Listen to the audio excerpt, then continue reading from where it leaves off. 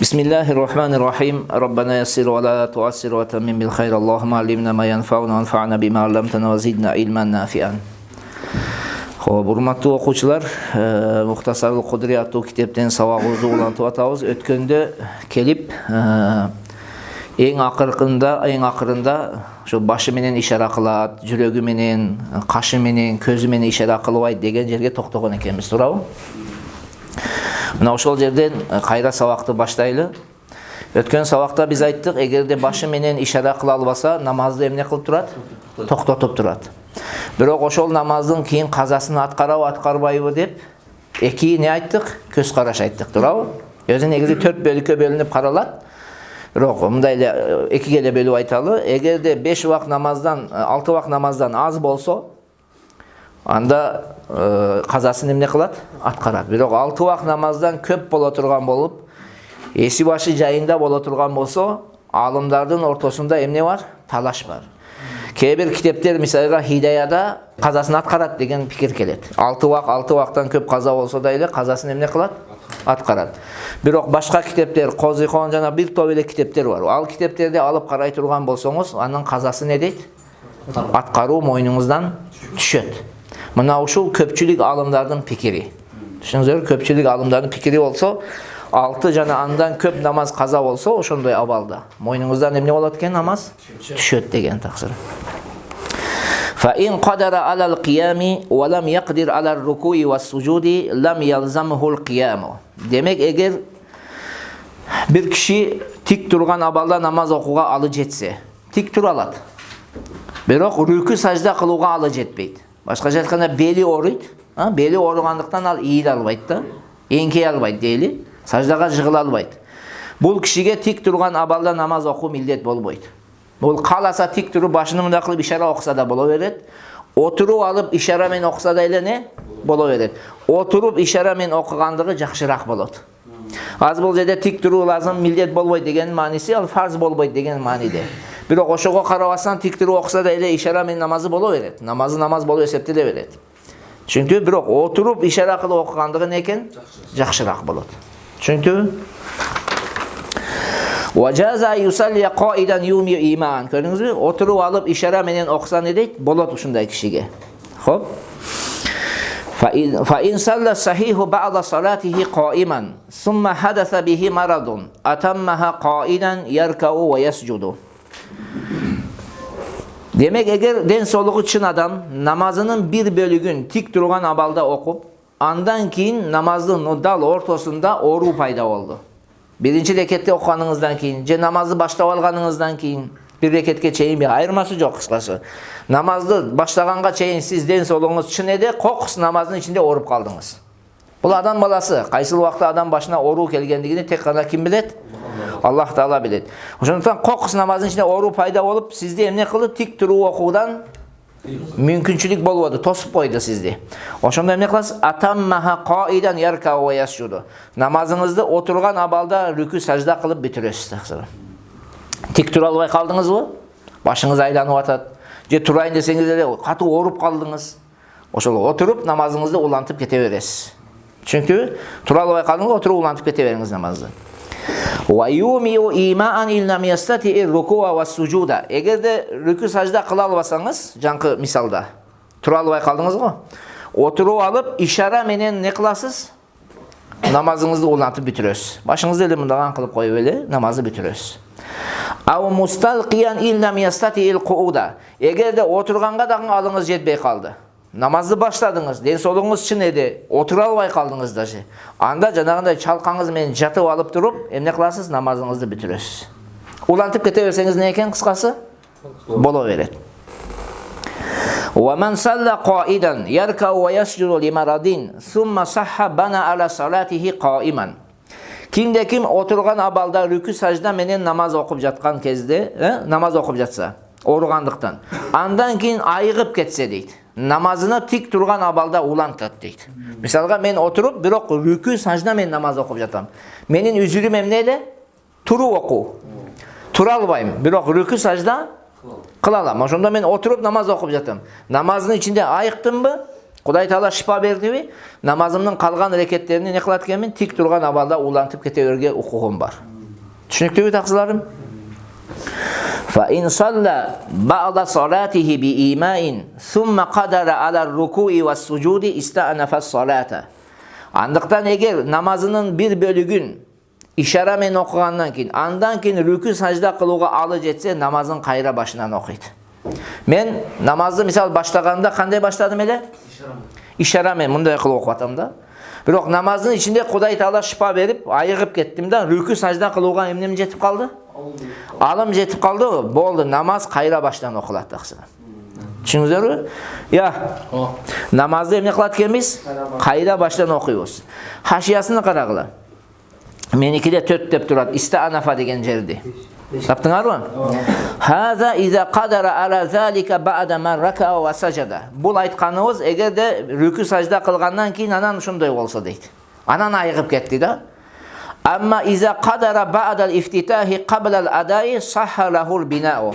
Ал эми эгер намазды баштагандан кийин рүкү кылгыча айыгып кетсечи, рүкүгө ишара кылгыча.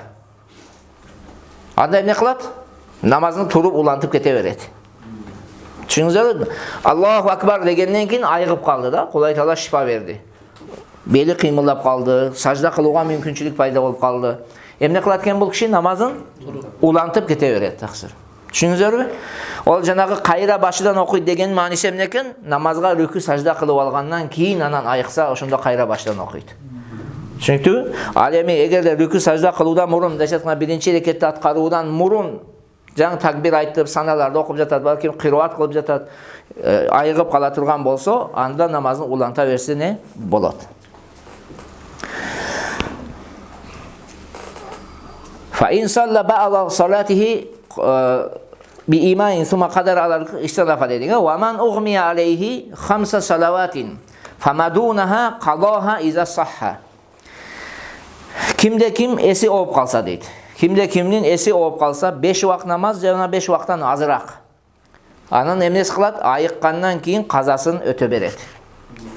Mına uşul esi olup kalsa degenin, karasanız esi olup kalsa dep jatat.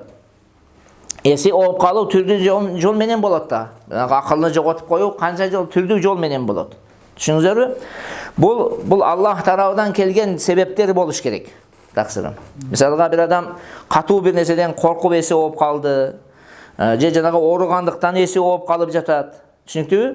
Же адамдан корккондуктан, же айванаттан корккондуктан, баягы жүрөгү алсыз болгондуктан кээ бир адамдардын эси ооп калышы мүмкүн. Туурабы?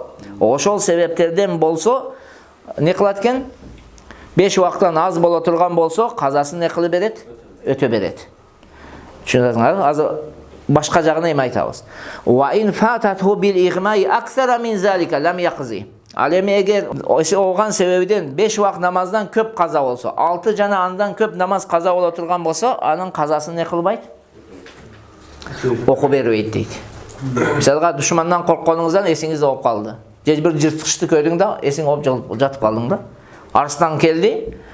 Арстан менен адин калдың өзүң. Не болосуң ошондо? Крах болуп эсиң ооп калдың дейли, мисал. Же болсо жанагы кебилер бар го, жүрөгү алсыз болгондон эпилепсия бир нерселер бар го, жатып калышы мүмкүн да, суткасы менен жатып калышы мүмкүн да, эси ооп. Ошондой ооруган кезде кыскасы 6 вакт жана андан көп каза боло турган болсо, анда сөзсүз казасын не кылып берет? Казасы мойнудан не болот? Түшөт. 6 вакттан аз болсо сөзсүз казасын окуп берет. Бирок эгер бул киши жанагы мен айткан себептер менен, башка себептер менен ошондой эси ооп калып жатсачы, акылын жоготуп. Мисалга арак ичип алды. Арак ичип алды, же баңгизатты чегип алып туруп суткасы менен жатып калды да. Бул сөзсүз казасын не кылып берет? Аткарып берет таксыр. Түшүнүңүздөрбү? Эгерде дажы болсом дары ичкендиктен эси ооп калды. Бул казасын не кылып берет? Аткарып берет. Кээде бар го жанагы укол, наркоз бир нерсе өтсө суткасы менен жатып каласыз го. Бул же сырткы бир маселе болду. Мындай маселеде казасы мойнуңузга эмне болот?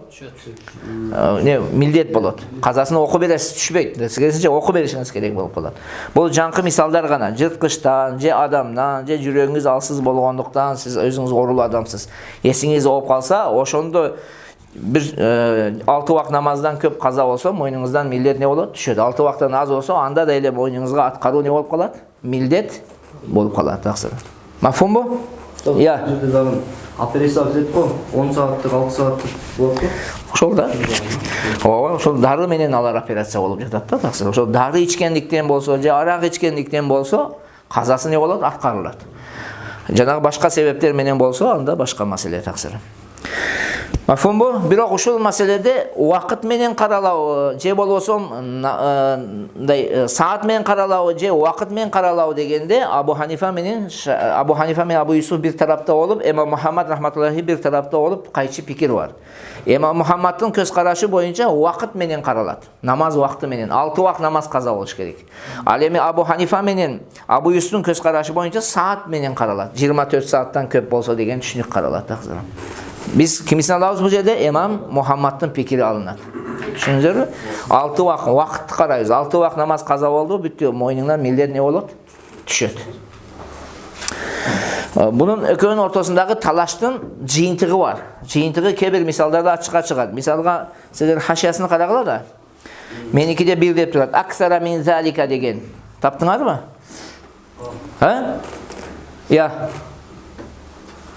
Aksara min zalika. Bayanга lam yaqzi degenin nemesi. Lam yaqzi degennikini tapsаңар. Ошондо экинчи катынын акырын жайында фала эгерде жинди болсо, чак түштөн мурун жинди болсо дейт. Ошол чак түштөн кийинге чейин ууланса эртеси дейт. Карасаңыз, бүгүн мына азыр мына убакта дейли, чак түшкө чейин бир адам эси не болуп калды? Ооп калды. Анан эртеси ушул чак түштөн кийин өзүнө келди. Асыр намазы Vakti kirүүдөн мурун эсине келдиби? Эки имамдын көз карашы боюнча неменин? Эки имам дейм го, Абу Юсуф менен имам Абу Ханифанын көз карашы боюнча казасын не кылбайт?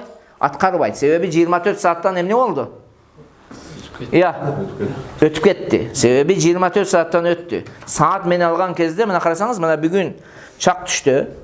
Мурун эси азыр эси ооду.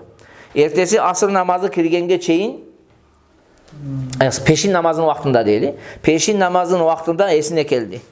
Bu eğer vakitte hesapsen 5 vakit namaz olup жатат. Bir sutkanı hesapsen kança oldu? 24 saattan ötüp gitti. Şonda Şeyhaynın, janağı Abu Yusuf men İmam Muhammad Abu Hanifa'nın göz kararışı boyunca ne emes? Kazası yok bolot. Sözümü düşünüңөр da. Жақсы елестеткиле. Hazır çak düş. Bir adam esi oğuda hazır. Erten peşin vaktinde özüne geldi. Asır vakti kirgiçe esine gelip kaldı. Ha? Saat men alsak 24 saattan ötüyor oşundu. Zaten bir sutkadan öttü. Abu Hanife men Abu Yusuf'un şartı ne oldu? Tav oldu. Bitti, kazası yok. Düşündünüz mü? Bir sutkadan öttü sebebi. Bir o İmam Muhammed'in fikri boyunca 5 vakit namaz gana kaza oldu. 6. vakit namaz peşin ne olacak? Kaza olacak. Aylanıp gelip peşin kaza olacak.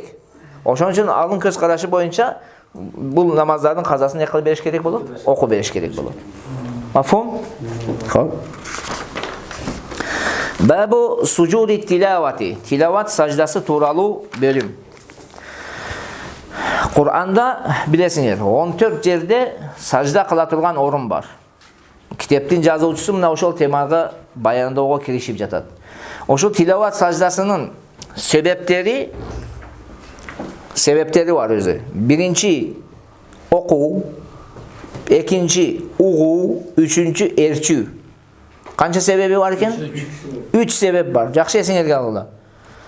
Oku, uğu, erçü. Oku misalga Ali okudu hazır. Çünkü bu. Uğu ne? Misalga Ali okanda karike okudu.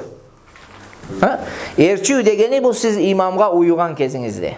İmamga uyugan kezinizde imamdan siz ozdan okudunuz mu okugandığın, okubadınız mı? İmam sajda kıldı mı siz çoğu ne kılasız? Sajda kılasız. Bunu erçü dep koyuyor taksırı. Çünkü kança sebep var iken? 3 sebep. Ema az şunu bayandayım. Fil Kur'ani arba aşırata sajdatan. Kur'an'da 14 sajda var. 14 sajda kılatılgan orun var. Birincisi A'raf suresinin akırında değil. Ve fil Ra'd suresinde var. Nahl suresinde, Bani İsrail, Maryam ve Ulal Hac. Ulal Hac degende Hac suresinde 2 yerde var. Hac suresinde kança eken? Bizdin mazhab boyunca birincisinde sajda kılabız, ikincisinde kılbayız. Bizdin mazhab boyunca birincisinde sajda kılınır. Onun için Ulal Hac dep jatat. Шафилерде өкө теңинде сажда кылат. Түшүңүзөрбү? Bizde dağın 14, alarda dağın 14. Bolgonu alarda hacda kança o? Ökö. Bizde hacda biröv. Düşünüzörбү? Al kaysınsı ken? Birincisi. Anan Furqon, Naml, Alif, Lam, Mim, Tanzil, Sot. Mına Sot'ta Şafilerde yok. Bu jaktan kemidi. Hop. Anan Hamim Sajda, Najm, İnşikok, Alaq. Mına uşul sürelerde kıskası sajda kıla turgan emneler var eken, orunlar var. Ve sucudu vacibun fihil mavadi alat tali ve sami'i savaun qasada sima'al Kur'an ev lam yaqsid. Bul orunlarda sajda kılu mildet bolot deydi. Okugan adamga dagın, uqqan adamga dagın. Al uğunu maksat, Kur'an'da uğunu maksat kılsın, kılvasın. Ayırması yok. Emne bolot ken? Mildet bolot. Emi taksılarım. Şu yerlerde ayavay mani vere turgan meseleler var. Mani vere turgan mesele var. Mani vere turgan mesele emne? Hazır birincisi ökümünü aytıp atat. Sajda kılış emneken? Vacip. Birok kançalık okusak, oşol ayattın kançasını okusak bizge millet bolot. Kançasını. Alimdarımızın ortasında türlü pikirler kelgen. Kebir alimdardın köz karaşı boyunca eğer de sajda sözünü, sajda degen söz var, şu ayatta sajda degen söz var da, oşonu jana andan murunca andan keyin bir söz okusan tilavat sajdası millet bolot deydi. Sajda degen sözdü, andan murunku, eğer andan keyin söz, andan keyingini koşu okusan emne bolot eken? Millet bolot. Sajda degen sözgө bir söz koşu okusan kıskası astынан bı, artынан bı, moynunuzga emne bolot deydi? Millet bolot. Al eми eğer sajda degen sözdü özünü gana okuy turgan bolsоң millet bolboyt deydi. Düşünüzörбү? Uşul pikirdi alamgiriyada sahih dep aytıp kelet da, tuura deydi. Ekincisi var, oşol sajda degen söz menen birge oşol sajda ayatının köpçülük bölügünü okuwayınça millet bolboyt deydi. Bunu dagın başka kebir kitepler bunu tuura degen. Bir ayatta bir kança söz var da, oşonun köpçülük sözünü sajda degen söz menen birge okuşunuz gerek. Oşonda millet bolot. Düşünüzörбү? Eğer de bardığını okup gelip sajda degen sözde okuwasanız millet emes. Okup geldiniz ayatты başından. Okup geldiğinizde bir emnesi kalıp ketti. Sajda degen söz kaldı o sizge. Ne emes? Millet bolbay kalat. Düşünüktübü söz? Bardığını okuyup, misalga ikrаны okup geldin, anan akırkı ayatta taştap koydun. Je olsun akırkı ayatta taştap koydun deyli. Boldu, sajda ne bolboyt sizge? Albatta makruh degen nemeleri var, al özünçe mesele. Biroq sajda millet boluş üçün siz oşol sajda degen sözdü andan murunku je andan keyingi sözlerge koşup emne kılışыңыз gerek? Okuşuңuz gerek. Oşondo gana millet bolot deydi. Mafhumbu? Kıskası dagın bir erejeni jakşı eske algıla. Bul erejeler var go, tünükün kerek ereje. Negizinde oşol жаңылуу sajdası millet bolуу üçün oşol uqqan adam je okugan adam namaz millet bolo turgan amalda adamlardan boluş gerek. Kanday adam boluş gerek eken? Namaz millet bolgan adamlardan boluş gerek. Je uçurda atkaruusu millet bolot anın moynuga, je kazasını atkarуу millet bolgan adamlardan boluş gerek. Andıktan hayız bolgan ayal, nifas bolgan ayal, kapır, balagatka jetelek baldar millet bolou eken? Bolboyt. Bular okusa ne bolboyt? Millet bolboyt. Özlerine aytабыз азыр. Özlerine millet bolboyt. Sebebi hayız bolgan ayalga namaz millet mi? Uçurda okusa da millet emes, kazası da ne emes? Millet emes. Nifas bolgan ayaldagın oşondoy. Kapırdagın oşondoy. Jaş baladagın oşondoy. Tuuralı namaz millet emes daga. Oşonduktan bul kişiler eğer Kur'an okuy turgan bolsa, sajda ayatını okusa, жаңылуу tilavat sajdası moynubuzga emne bolboyt? Millet bolboyt. Birok bulardan uqqan kişige millet bolot taksir. Bulardan uqqan kişige emne bolot eken? Millet bolot. Düşünüzörбү? Uşul jerde köp suroolor bolup ketet. Kuştan uksa degen söz var. Kuştan uksaңыз, жана papugay deyip ne dep koyot. Papugaydan uksaңыз ne eken? Millet bolboyt. Oşonda ele nemeden uksaңыз dagы, atine жаңырык. Eho deydi ko, eho bolou ne deydi? Жаңырык arkылуу mana jerde birөө katı okup жатса жаңырып, misalga aylanıp ekinci tezga çıksa жаңырык arkılуу kelсе. Jana toolordo bolot go, taştan taşka, zoodon zoого tiyip кетет. Oşondo dagы ne bolboyt? Millet bolboyt. Oşon üçün alımdarыбыз mına uşul nesilege salıştırmalуу. Azırkı uçurda biz kasetalardı uğabız, roliklerdi. Oşondan uqsaң, тилават саждасы милдет болбойт дешет. Түшүнүңүздөрбү? Мына ушуларга салыштырмалуу. Түз эфирден уксаң милдет болот, бирок через мындай жазылган бар го, сакталып калганын уксаңыз милдет болбойт деген пикир бар. Түшүнүңүздөрбү? Мына ушул маселелерге салыштырмалуу маселе. Шуга фатва берилген да? Ушуга фатва берилген таксырым.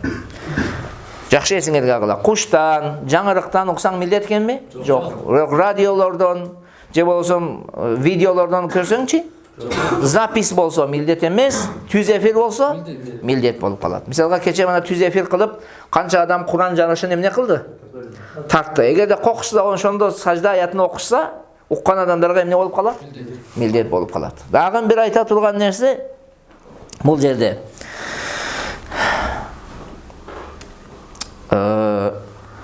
Дароо милдет болобу же анан дагы аткарсаңыз болобу деген сөз бар. Окуй менен дароо сажда кылыш мойнуңузга милдетпи? Же болосо бир аз туруп аткарсаңыз да эле болобу? Түшүнүңүздөрбү? Ушул маселеде дагы алымдарыбыздын пикирлери айткан, бирок эң туурасы дароо не болот? Дароо милдет болбойт, Анан да аткарып койсоң не экен боло берет. Болгону себепсиз узак кечиктирип коюу макрух танзихи болот. Азыр окуп коюп ананраак кылам да ананраак кылам деп себепсиз эле кечиктирип койсоңуз не болуп калат экен? Макрух танзихи болот. Харам эмес, макрух тахрим эмес, макрух танзихи болот кечиктирбегендик. Бирок кечиктирсеңиз деле не экен? Кыскасы аткарсаңыз эле болду, милдеттен эмне болосуз? Кутуласыз таксырым. Түшүнүктүбү? Эгер уккан адам не болсо дедик? Капыр. Эгер тескерисине болсо, уккан адамдар капыр же жанагындайлар болсо, аларга дагы не болбойт? Милдет болбойт. Угуучу капыр же аял этеккири болгон аял ушундайлар болсо, аларга дагы не эмес? Милдет эмес. Окуган адам дагы эгер ошол болсо милдет эмес. Ошону эсиңерден чыгарбагыла. Кыскасы ушул жерге бир эрежени эсиңерге сактагыла. Негизги эреже эмне экен? Намаз милдет болгон адам болсо, сажда аятын окуса милдет болот. Намаз милдет болуучу адам болбосо, сажда аятын окуса милдет болбойт. Укса да милдет болот. Бирок булардан уккан адамга эмне болот? Милдет болот. Анан дагы бир неме, буну именно араб тилинде окуу шарт эмес милдет болуш үчүн. Сен кыргыз тилиндеги котормосун дагы ошол аятты окусаң милдет боло берет. Же перс тилинде, же өзбек тилинде, же казак тилинде айырмасы жок. Любой тилде сиз шунун переводун окусаңыз, түшүнсөң болду, ошо саждабы? Сажда кылыш мойнуңузга не болуп калат? Милдет болуп калат. Түшүнүктүбү? Хоп. فإذا تلا الإمام آية السجدة سجدها وسجد المأموم معه. Demek eğer imam sajda ayatını okusa sajda kılat. Da imamga uyugan kişi dagın çoğu imam menen sajda kılat. Men jana başında ne dedim sebeplerini? Oku, uğu, erçü. Buna erçüydün misalını aytıp jatat taksırım. İmam men çoğu sajda kılasız. Fa in talal ma'mumu lam yalzamil imama walal ma'muma sucud. Alemi eğer imamga uyugan adam okusaçı. Misalga men imam edem, Jumadil bayaktan turup aldı, özünce ikrаны okudu. Emni kılavuz emi? Bizge maga dagın, biz menen çoğu okup jatkandarga dagın, Jumadilge özüne dagın tilavat sajdaсын kılуу ne bolboyt? Mildet bolboyt. Birok sırttan egerde bizdin namazga koşulbagan namaz okuucu bolso, je bolosо jөн эле oturgan kişi bolso, alarga mildet bolot. Düşünüzler ya. Men imam edem, Jumadil okudu. Jumadil bizge uyugan adam. Maga uyugandarga, Jumadilge özüne ne bolboyt eken? Millet bolboyt. Namazın içinde de atkarbайбыз, sırtında da atkarbайбыз. Birok bizdin namazga koşulbagan adam, je jön ele oturgan, je bolosо özünçe namaz okup jatat. Al uksaç, aga ne bolot eken? Millet bolot. Düşünüzler mi? وَاِنْ سَمِعُوا وَهُمْ فِي الصَّلَاةِ آيَةَ سَجْدَةٍ مِنْ رَجُلٍ لَيْسَ مَعَهُمْ فِي الصَّلَاةِ لَمْ يَسْجُدُوهَا فِي الصَّلَاةِ وَسَجَدُوهَا بَعْدَ الصَّلَاةِ. Eğer namaz okup jatkan abalda sajda ayatını başka bir kişiden uğuşsa. Misalga men namaz okup jatat dem, kadike bul jakta Kur'an okudu. Kur'an okudu, anan men uğup kaldım da. Laysa ma'ahum fi salat. Biz men birge al ne edemiz? Namazda çoğu emes. Balki men жалгыз okup jatam. Mümkün men cemaat men okup jatam. Ayırması yok bu meselede. Kıskası sırttan bir kişi Kur'an okudu. Meyli al kişi namaz okuucu olsun, meyli al kişi jön ele oturgan kişi olsun. Sırttan bir adamdan okuduk. Айтады мына біз барлығы жамаат менен окуп жатабыз. Али өзү жалгыз намаз окуп жатат, же Али жөнүндө Кур'ан кайталап жатат. Алиден уктук.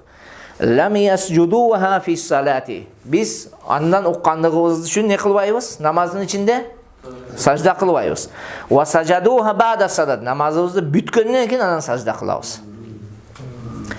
Муну менен мурункунун ортосундагы айырманы бардыңарбы? Мурункусунда жумадил биз менен чогуу окуп жаткан киши эле. Ошон үчүн биз ичинде да сажда кылбайбыз, сыртында да. Бирок бул жерде биз сырттагы бир адамдан уккандыгыбыз үчүн намаздын ичинде кылбайбыз, сыртында кылабыз. Çünkü فَاِنْ سَجَدُوهَا فِي السَّلَاتِ لَمْ تُجْزِئُهُمْ وَلَمْ تَفْسُدْ صَلَاتُهُمْ. Birok eğer oşoğa karabastan biz namazın içinde kılbaşımız gerek eder.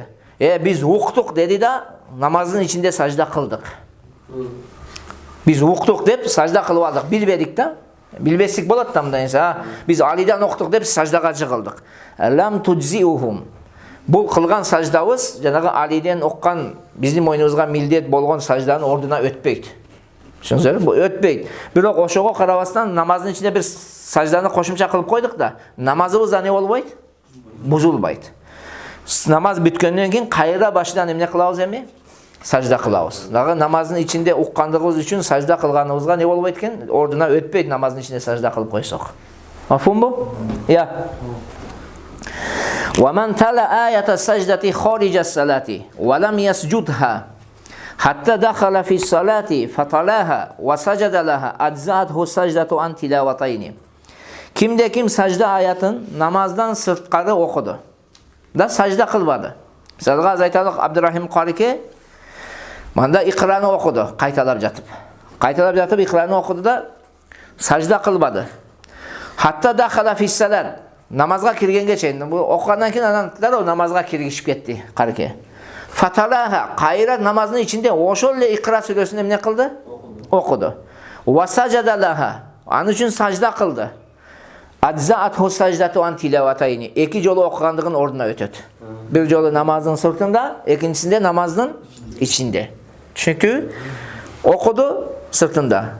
Anan sajda kılıp turup namazı başladı. Namazın içinde kayra başına okup namazın içinde sajda kıldı. Büttü. Ököy birbirine kirip ketedi. Bir sajda ököyün orduna ne olur? Yetişti olur. Tezkeresince kanday olsa? Namazda. Anı bol bayt onu. Namazın içindekini sırtta kılabaysın hazır aytat taksa.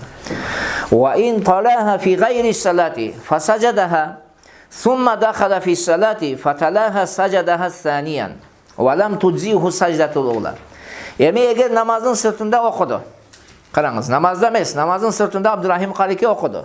Fasajadaha sajdaga jığıldı. Thumma dakhala fi salat. Andan keyin qayra ana emi namazga qayra kelgişip fatalaha dağın qayra oşolle ayatты okudu. Sajadaha saniyan ikinci jolu sajda kılat. Düşünüzler? Valam tuzihu sajdatullah. Birinci jolu namazın sırtında sajda kılgandığı yetişti bolbay kalat. Sebebi namazın içinde okulgan ayat bu küçtü. Andan aldın ara arkalıgan amal menen zayıf, alsız amal menen bu namazın içindeki amal atkarılmaydı hiç kaçan. Namazın içinde kılganda ötetile ököyün orduna. Birok aldın ala kılıp alıp oğuşal yetişti ola demin namazın içinde kılbayım desen jarabay. Namazın içinde kayra baştan kılışın gerek bolup kalat. وَمَنْ كَرَّرَ تِلَاوَةَ سَجْدَةٍ وَاحِدَةٍ فِي مَجْلِسٍ وَاحِدٍ أَجْزَأَتْهُ سَجْدَةٌ وَاحِدَةٌ. Kimde kim sajda ayatın bir orunda kaytalasa bir sajda kılıp yetiştiği olur deydi. Negizinde bu tadahul dep koyuyordu. Amallar birbirine ne olup ketet? Kirip ketet de köp amal bir amalga aylanıp kalat da. Birok bunun şartı var. Oşol okugan ayat biri oluş gerek, jana orun bir oluş gerek. Orun özgörse, ayat özgörse bir sajda kılуу ne bolboyt? Ya, yetişti bolboyt. Orun bir bolsun, anan ne? Ayat biri olsun. Anan bir orunda 14 ayatты okup çıksan 14 jolu sajda kılasın. 14 ayattı. Bu bir ayattı bir orunda kaytalasan oşonda biri-birine kiret de bir sajda kılıyor ne olup kalat? Yetiş. Orun bir, ayat bir. Oşonda bir sajda ne olatken? Yetişti olur. Eğer orun özgörse, ayat özgörse, жаңылы tilavat sajdasıdagı ne olur? Özgörür. Kayra baştan bildet olur. Mesela aytalı hazır bir orunda oturganım men, İnşikok suresini okudum. Andan kelip İkra'nı okudum. Kança jol sajda kılam? 2. Sebebi ne özgördü? Ayat özgördü. Birok şul jerde oturup alıp 1000 jol İkra'nı kaytaladım. Bir жолу сажда кылам. Себеби бул жерде экиден шарт табылды. Эмне шарт табылды? Орундагын, аяттагын бир болду. Бул бири-бирине кирип кетиш үчүн ушул нерсе шарт. Эми жакшы эске алгыла. Мына үй бир орун болсо, орун бир болушу дегени хакыйкый болот, анан hukmi болот. Чындап эле бир, мына мен бир жерде отуруп алып окуйм. Анан өкүм жагынан бир болду деген сөз. Мына азмаш жерлер, мына үйдүн бурчтары бир орун болуп эсептелет. Мисалы, мына жерде бир окудуң. Анан каркелер обычно мында Куранды кармап алып комнатада окуп жүрө берет го. Айланып окуп жүрө берет, комнатадан чыкпайт. Ошол айланып окуп жүрө берсең, бир жолу сажда кылсаңыз жетиштүү болот. Миллион жолу икраны окуңуз, ушунун ичинде орун өзгөргөн болуп эсептелбейт. Бир сажда кылып койсоңуз жетиштүү болот. Бирок өкүм жагынан кээде өзгөрүү болот. Акыйкатта өзгөрбөйт. Сиз бир комнатанын ичиндесиз, бирок өкүм жагынан өзгөрөт. Өкүм жагы кандай? Бир орунда, мына жер бир орун. Бирок кээде ушул бир орун болгондугуна карабастан кээде орун өзгөрдү деп өкүм жагынан өзгөрдү деген өкүмдү алат. Качан сиз башка бир амалга киргизсеңиз да, мисалга окуп жататсаңыз, тамак келип калды, тамакты жеп алдыңыз да кайра туруп продолжать кылып окуду. Акыйкатта өзгөргөн эмес, бирок өкүм жагынан эмне болду? Өзгөрдү. Сен мурунку амалыңа тиешеси жок башка бир амалга кириштиң. Ал эмне? Курсак тойгозуу. Чынга курсак тойгозуу темасына киргиштиң. Эми сага өкүм жагынан орун өзгөрдү болот да, кийин окусаң уже экинчи жолу милдет болуп калат. Акыйкатта өзгөрдү дегени бул комнаттан чыгып кетесиң. Бул чындап өзгөрдү болот. Өкүм жагынан өзгөрдү дегени сиз мурунку амалыңызга тиешеси жок башка бир амалды аткарсаңыз, ошондо өкүм жагынан өзгөрөт. Үй шпырганча окуп жатат деңиз, таштадыңыз да чай иче баштадыңыз. Үй шпырган менен чай ичүү экөө эки башка амалбы же бир амалбы? Эки башка. Уже өкүм жагынан сиздин немеңиз не болду? Өзгөрдү. Сөзгө түшүнүңүздөрбү таксыларым? Өзгөрүү канча түр болот экен? Эки түр. Чындап өзгөрөт, сиз чыгып кетесиз комнаттан. Же болбосо өкүм жагынан. Өкүм жагынан дегени мурунку амалга тиешеси жок башка бир амалга өтүп кетесиз. Сүйлөп жатат, жазып кетесиз же башка бир нерсе кылып кетесиз деген сөз. Мафумбу? Да өкүм жагынан өзгөрөт да. Тилават саждасы дагы не болуп кетет мойнуңузга? Кайра башынан жаңыдан не болуп калат? Милдет болот. Бир мурун бир болсо эки. Мечит дагы бир орун болуп эсептелет. Чоңдугуна карабастан мечит не экен? Бир орун. Кыскасы кайсыл жерден имамга уюу уруксат болсо, ошол жерден бар, ошол жер бир орун эсебине кирип кете берет. Мечитти болсоң карасаңыз жаман чоң. Туурабы? Чоң. Ошол чоңдугуна карабастан мечит бир орун болуп эсептелет. Мафума? Эшикте ол өзгөрөт ал жерде. Эшик башка маселе. Мына неме башка маселе. Ушундай суроосуз. Мисалы, кечинде куптарына жатардын алдында мисалы Икромдун акыркы аятын окуп, аны эртең кылам дедим дагы, багындыктар кайра ошол аятты окудум. Эми эки жолу кыласыз. Эки жолу. Сен уже уктадың таксы. Уже амал өзгөрдү. Жаңы не дедим мен? Өкүм жагынан сиздин амалыңыз не болуп кетти? Өзгөрүп кетти таксы. Түшүнүңүздөр, а? Кетти генде. Ва ман арада as-sujuda kabbara wa lam yarfa yadayhi wa sajada thumma kabbara wa rafa'a ra'sahu wa la tashahhuda alayhi wa la salama. Kimde kim sajda kılığını niyet kılsa, niyet kılıp takbir aytat, kollarını kötörüyt, tüz sajdaga jığılat, kayra takbir aytat da başını kötöröt, taşahhud okuyat, jana salam aytpayt deydi. Bu söylemde kitaptın жазуучусу sajda kılığının ыкмасын үйрөтүп жатат. Эң биринчи siz niyet кыласыз. Niyet кылдым sajda кылууну Аллах Тааланын ыраазычылыгы үчүн, тилават саждасын кылууну не кылдым? Niyet кылдым деп, Аллаху акбар деп түз кайда жыгыласыз? Саждага. Саждага жыгылганда кадимкидей жанагы намаздын тасбихтерин айтасыз. Кайсыл экен? Субхана раббиял а'ла. Эми ал жерде өзүнүн дуасы бар, аят менен келген дуа бар, аны билбейсиңер. Ошол өзүн биз билген өзүбүз ишти кылалы. Субхана раббиял а'ла деген сөздү айтат. Кайра Аллаху акбар деп башты көтөрөт. Ошол башты көтөргөндө кыскасы саждага баруудан алдын тик турдук беле? Эми башты көтөргөндө дагы бир тик туруп, анан отуруу мустахаб амалдарга келет. Кандай экен? Саждага жыгылдык, кайра турабыз, анан кайра отуруп, анан сажатту лир-рахман ва аманту бир-рахман фагфир зунуби я рахман деген дуасын окутуп чыгып кете беребиз.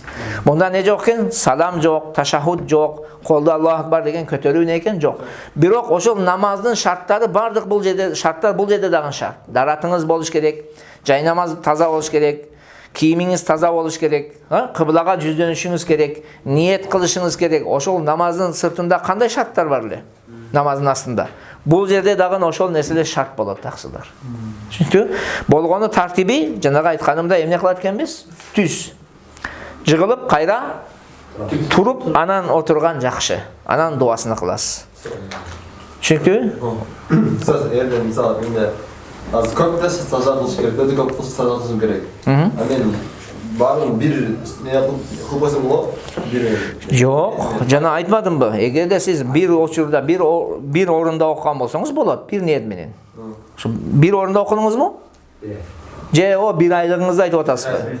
Жок, аны үчүн бир кылсаңыз жарабайт. Жаңа не дедим мен таксыр? Жаңа эрежени айттым. Не болуш керек? Бир орунда болуш керек, ама өзгөрбөш керек орун. А сенки орун уже бир айлык болуп калыптыр. Ал бир айлыгыңызды бир ай сажда кыласыз да. Бир айлыгыңыз үчүн сажда кыласыз канча жолу окуган болсоңуз. Ошонун бир орунда мисалы 14 жолу Кылып койсоң боло берет, ооба. Мисалы мен айталы 14 аятты бир окуп койдум, ошо бир орунда эле 14-үн аткарып кое берем, боло берет. Айырмасы жок. Болгону жакшысы ордубуздан туруп кайра жыгылуу, жакшы да.